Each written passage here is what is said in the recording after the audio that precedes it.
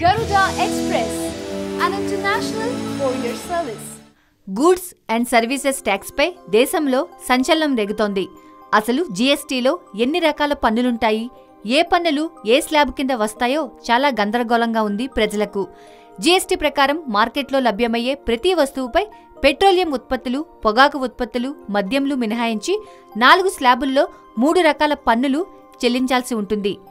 కేంద్ర వస్తుసేవల పన్ను, రాష్ట్ర వస్తుసేవల పన్ను, సమీకృత వస్తుసేవల పన్నుగా పేర్కొనే ఈ 3 రకాల పన్నులు కలిపి జీఎస్టీగా వ్యవహరిస్తారు. జీఎస్టీలో నిర్ణయించిన పన్ను స్లాబుల్లో ఈ 3 రకాల పన్నులు కలిసే ఉంటాయి. ఒకే రాష్ట్రంలో తయారు చేసి వినియోగిస్తే కలిపి ఉంటాయి. అంతర్రాష్ట్ర లావాదేవీల్లో ఐజీఎస్టీ ఉంటుంది. నేరుగా వినియోగం కోసం విక్రయించే చోట ఈ పన్నులను వసూలు చేస్తారు. ఆయా వస్తుసేవలను వినియోగించిన రాష్ట్రాన్ని బట్టి కేంద్ర, రాష్ట్రాల మధ్య పన్నుల సొమ్ము పంపకం జరుగుతుంది.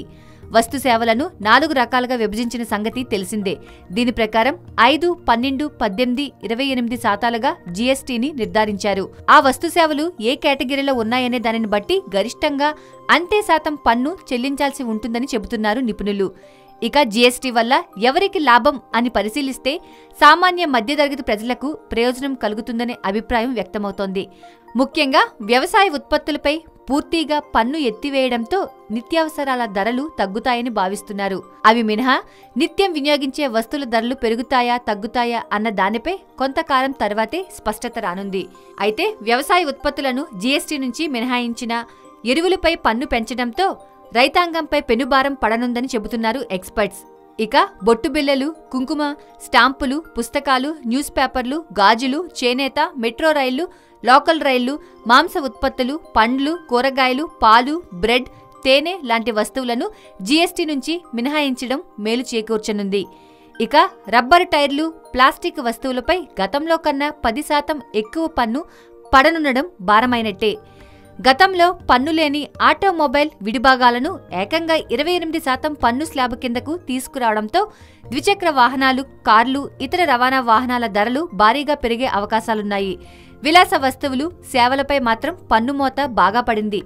సినిమాలు, హోటళ్లు, గెస్ట్ హౌస్లు, మ్యారేజ్ ఫంక్షన్ హాళ్లు, 5 స్టార్ హోటళ్లు, రేస్ క్లబ్, బెట్టింగ్లు, బ్యూటీ కేర్ వస్తువులు వంటి వాటి ధరలు, ఛార్జీలు బాగా పెరిగే అవకాశం ఉంది.